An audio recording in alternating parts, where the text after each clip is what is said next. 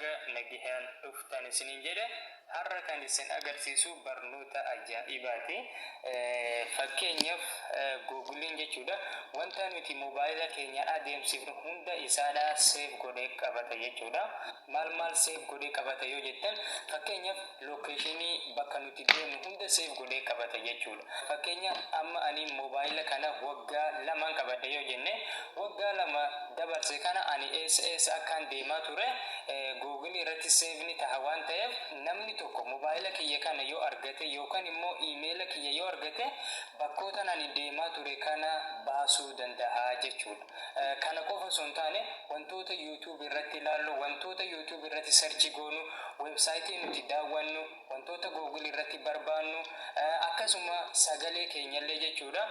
Walumaa galatti wantoota nuti mobaayila kana irratti adeemsifnu guutumaa guututti Google seef waan godhatuuf namni tokko mobaayila keenya argannaanu yookaan immoo iimeela keenya argannaanu wantoota kana hunda isaanii salphumatti argachuu danda'a waan ta'eef kun balaa guddaa jechuudha.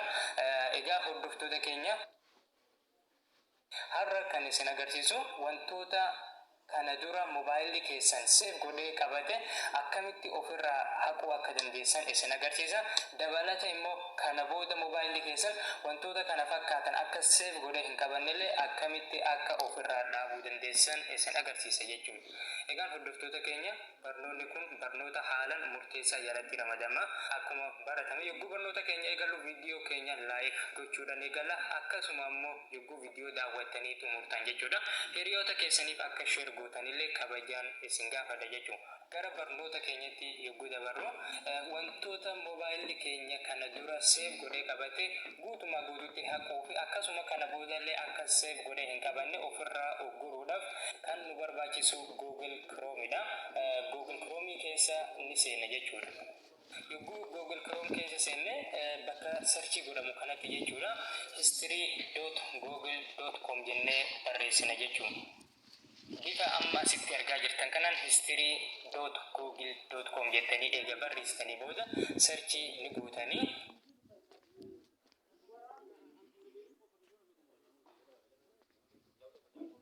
egaan hordoftoota keenya egaa search gootanii booda bifa kanaan isin baasa jechuudha. Fuula amma argaa jirtan kana irra waan ajaa'ibaatu jira jechuudha. Asirratti wantoota nuti mobaayila kana irratti adeemsisaa turre hunda isaanii asirratti seef taheeti jira jechuudha. Fakkeenya viidiyoo YouTube irratti ilaallu akkasuma wantoota Google irratti search goonu, websaayitiin nuti daawwannu, appilikeeshinoonni nuti mobaayila keenya irratti keessa seennee lallaallu hundi isaaniidha fuula kana irratti seef tahee jira jechuudha. Kanneen hunda isaanii akkaataa itti haquu dandeessan isin agarsiisa jechuudha. Garasitti darbuun dura akkamitti wantoota kana booda akka seef hin taane ofirraa ugguruu akka dandeessaniin isin agarsiisa jechuudha. Jalqaba sarara 3 kana ni tuqtan jechuudha. Yogguu sarara 3 tuqtan asirratti activity controls kan jedhu kana ni tuqtanii inni aansuudhaan fuula kana irratti wantoota seef godhatee qabatu nuuf baasa jechuudha. Fakkeenyaaf jalqabarra kan jiru web and app activity kan jedhutu jira. Fakkeenyaaf websaayitiilee nuti daawwannu seef godhatee kan qabatu jechuudha. Kanaaf websaayitii nuti daawwannu seef akka hin taane yoo barbaanne isa kana bifa kanaan ofirraa tuqna jechuudha. Yogguu isa tuqna asirratti as jalarratti jechuudha pause kan jedhu kana ni tuqna.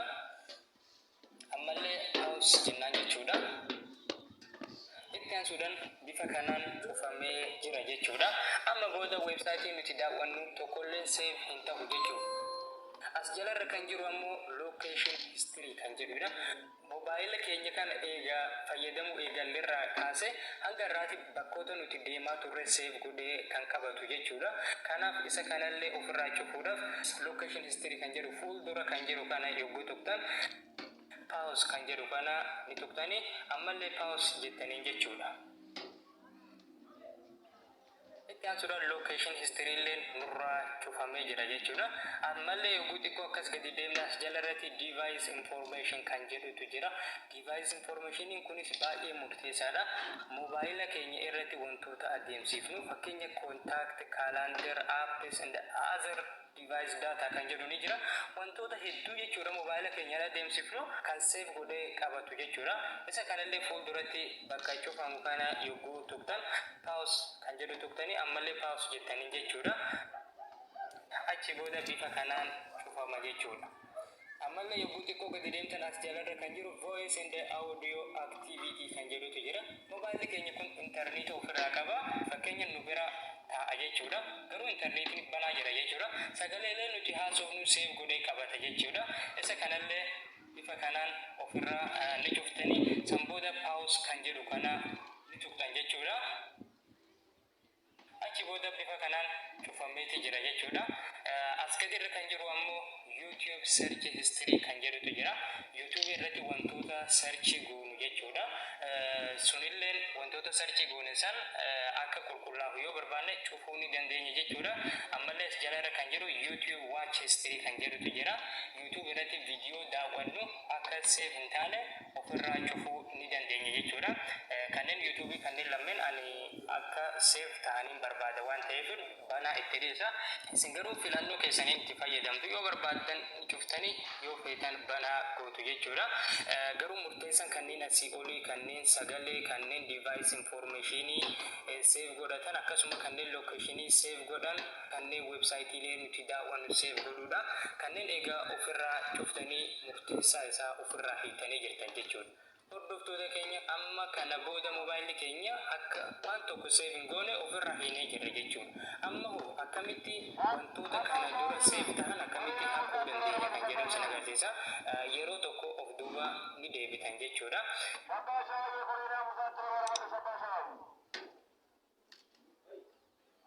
Egaan hordoftoota keenya fuula jalqabaa irratti egaa deebitanii booda wantoota kana dura isin adeemsisaa turtan kanneen save ta'an kanneen hunda isaaniidha jechuudha. Ofirraa haquudhaaf wanti gochuu qabdan asitti tuqaa sadeen tana ni tuqtanii itti aansuudhaan delete activity by kan jedhu kanarratti ni tuqtanii achi booda guyyaan ni filattan jechuudha. Fakkeenya kan har'aa haquu barbaadan immoo kan kaleessaa guyyoota torban darban yookaan ji'a tokkoof kan save ta'an haquu barbaadan kan jedhu ni jira. Isin asirratti kan filachuu qabdan all time kan jedhu kana filattan jechuudha. All time kan jedhu kana irra yoo gootan jechuudha wantoota kana dura save ta'anii jira hunda isaanii hoggumata kan nuuf qulqulleessa waan ta'eef all time kan jedhu kana irratti egaa filattanii booda jechuudha. Achi booda bakka all product kan jedhu kana ni tuqanii isa kanallee kanneen asii gadi irra yoo kan jiraatu taate isin all products kan jedhu kana irra gootan jechuudha. Itti aansuudhaan dhuma irratti delete kan jedhu kana ni tuqtanii achi booda xiqqoo ni eegdan jechuudha. Waan dhaggeeffataa itti aansuudhaan bifa kanaan as jalatti delete kan jedhu isiniif fida jechuudha. Kanaafuu isin delete kan jedhu kana irratti ni tuqtan jechuudha. Achi booda daataan mobaayila kana irratti save tahee ture guutumaa guututti delete tahee jira jechuudha. Itti aansuudhaan close kan jedhu kana ni tuqtan jechuudha. Achi booda yogguu of duuba deebitan bifa kanaan fuula jalqabaa irratti no activity kan jedhutu jira jechuudha. Egaan hordoftoota keenya mobaayilli keenya kana boodaaf qulqullaa'ee jira jechuudha.